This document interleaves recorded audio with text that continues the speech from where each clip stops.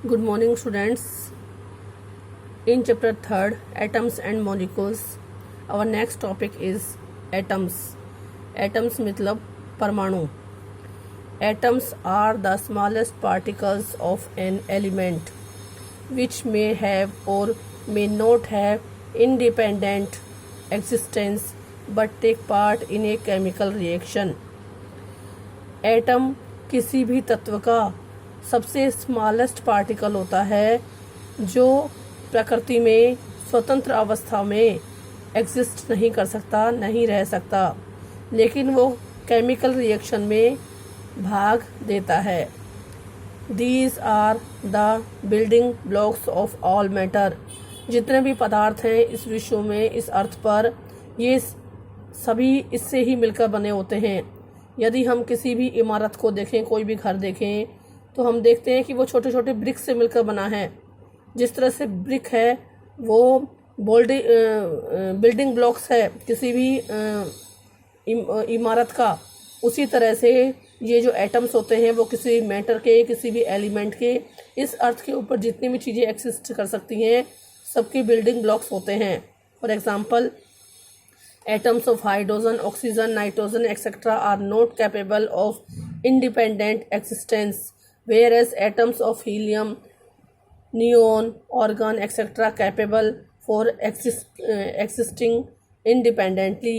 अब जितने भी अर्थ पर एलिमेंट्स मिलते हैं उनके अंदर कुछ तो इंडिपेंडेंटली एग्जिस्ट नहीं कर सकते, यानी स्वतंत्र अवस्था में नहीं रह सकते. For example, hydrogen, oxygen, nitrogen.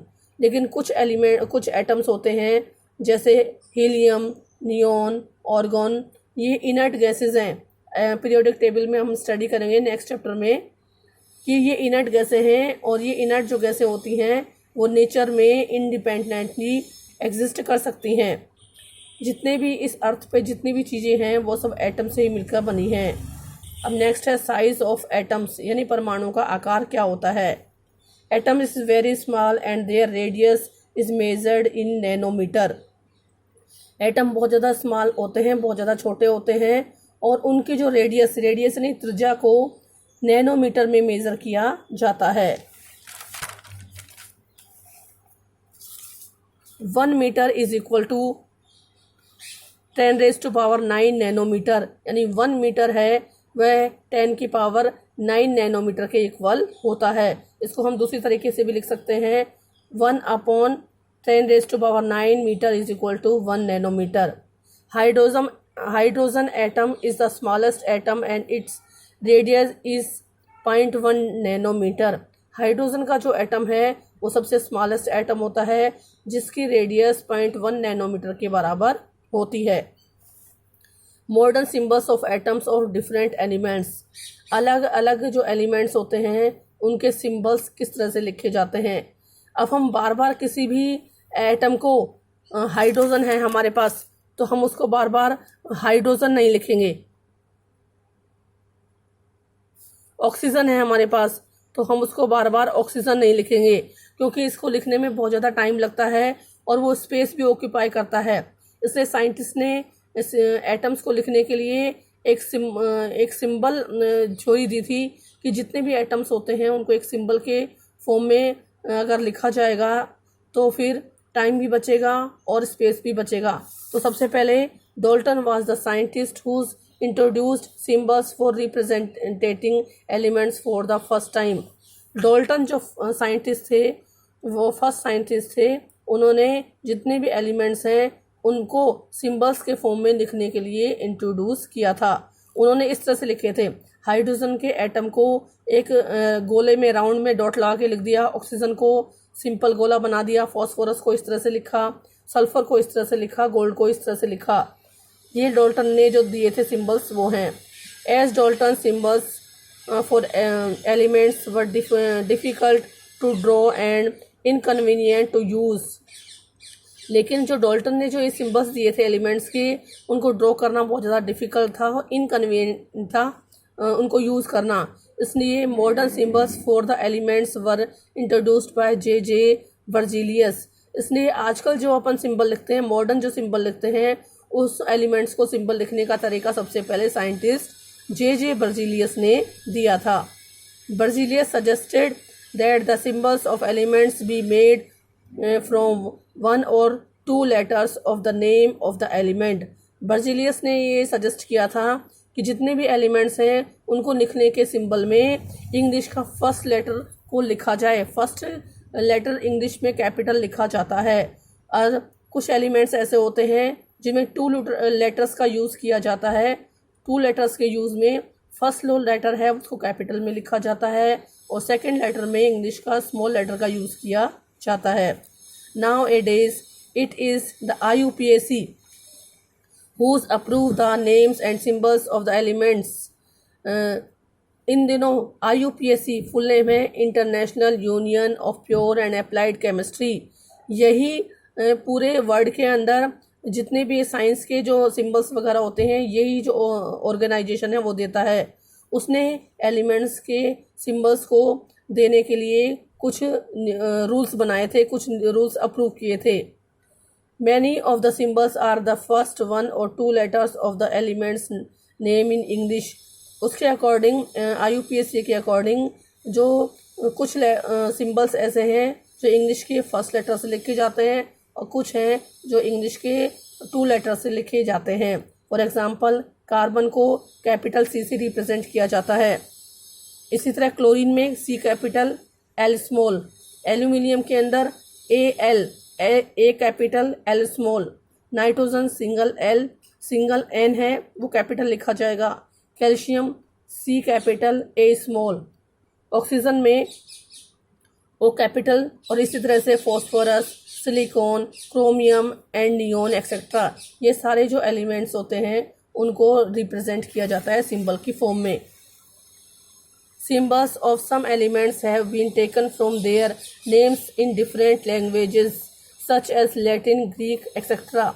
English के कैपिटल और स्मॉल लेटर के अलावा एलिमेंट्स के कुछ सिंबल हैं वो अलग अलग लैंग्वेज से भी लिए गए हैं. जितने भी लैंग्वेजेस हैं जैसे लैटिन और ग्रीक इनसे भी लिए गए हैं. फॉर एग्जांपल आयरन है उसको फेरम कहा जाता है या फेरस कहा जाता है और उसका जो सिंबल है वो Fe है. ये लैटिन वर्ड है. गोल्ड को ऑरम कहा जाता है लैटिन में और उसका जो सिंबल है वो AU से रिप्रेजेंट किया जाता है.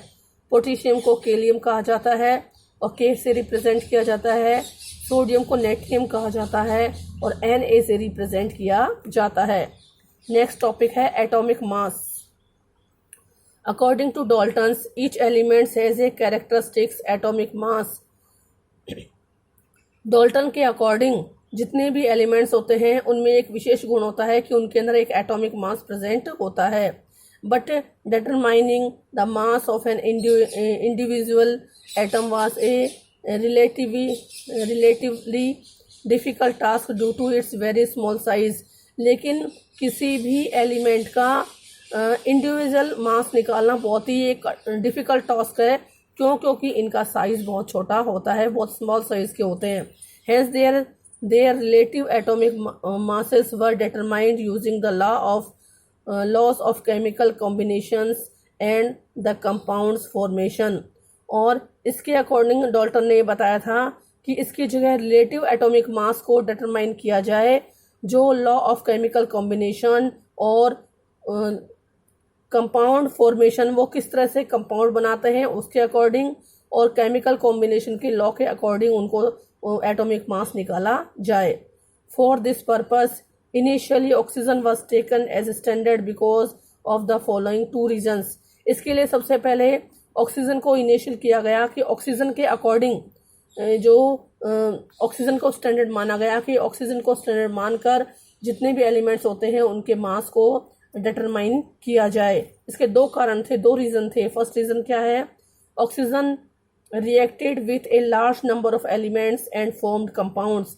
ऑक्सीजन है वो बहुत सारे एलिमेंट्स के साथ रिएक्ट करता है और कंपाउंड का फॉर्मेशन करता है. This unit gave masses of most of the elements as whole number. और इसके थ्रू जो मासेस डिटरमाइन किए जाते हैं वो अधिकांशतः होल नंबर में यानी पूर्ण संख्याओं में प्राप्त होते हैं. However, in 1961, carbon 12 isotope was chosen as the standard reference of atomic mass universally. उसके बाद 1961 में कार्बन 12 को बेसिक मानकर, उसको स्टैंडर्ड मानकर पूरे विश्व में एटॉमिक मास को माना गया कि कार्बन 12 को स्टैंडर्ड मान लिया गया और उसके अकॉर्डिंग ही पूरे जितने भी एलिमेंट्स मिलते हैं 118 उनके मास है वो निर्धारित किए गए थे, डिटरमाइन किए गए थे।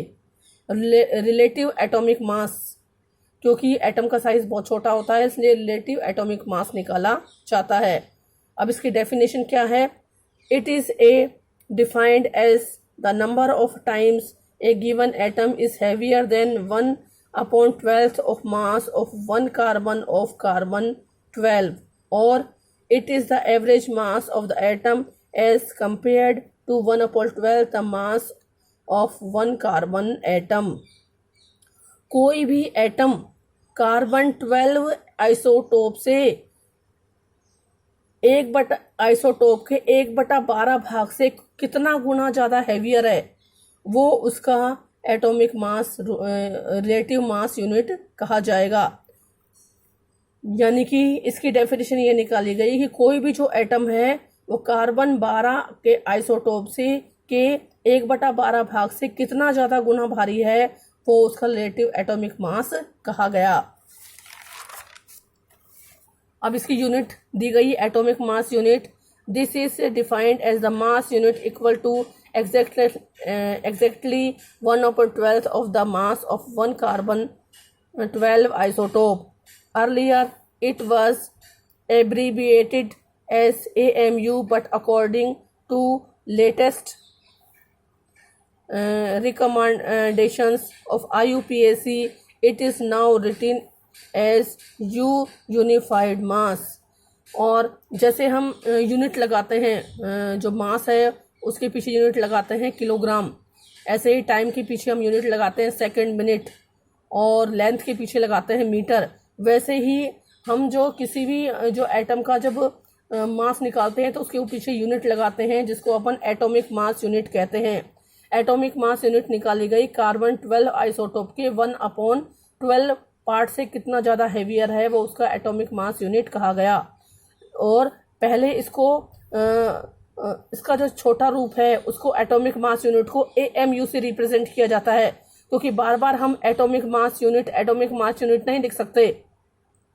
जैसे हम लेंथ के लिए बार बार मीटर लिखने की जगह सीधे ही M लिख देते हैं, सेकंड के लिए बार बार 10 सेकंड 20 सेकंड की जगह 10 और 20 ओनली S लगा देते हैं। वैसे ही अगर किसी भी एलिमेंट का एटॉमिक वेट अगर 16 है तो हम उसको बार बार 16 एटॉमिक मास यूनिट नहीं लिखेंगे, 16 AMU हम उसको लिख देते हैं। तो पहले है वो एटॉमिक मास यूनिट को शॉर्ट फॉर्म में AMU लिखा जाता है, लेकिन अब लेटेस्ट IUPAC ने ये अनुमोदन किया है यानी रिकमेंडेशन किया है कि इसको AMU की जगह ओनली U से रिप्रेजेंट किया जाए। U को अपन यूनिफाइड मास कहते हैं। Note, atoms of most of the elements are not able to exist independently. हम ये जानते हैं कि कोई भी जो किसी भी एलिमेंट का जो एटम है वो उसमें इतनी क्षमता नहीं होती, वो इतने एबल नहीं होते कि वो प्रकृति में, नेचर में इंडिपेंडेंटली एग्जिस्ट कर सके, यानी स्वतंत्र अवस्था में रह सके। Atoms of molecules and ions which aggregate together and form the matter. ये जो एटम्स होते हैं वो आपस में मिलकर मॉलिक्यूल्स और आयन का फॉर्मेशन करते हैं, जो एग्रीगेट होकर यानी संगठित होकर इस अर्थ के ऊपर मैटर का फॉर्मेशन करते हैं। Thank you.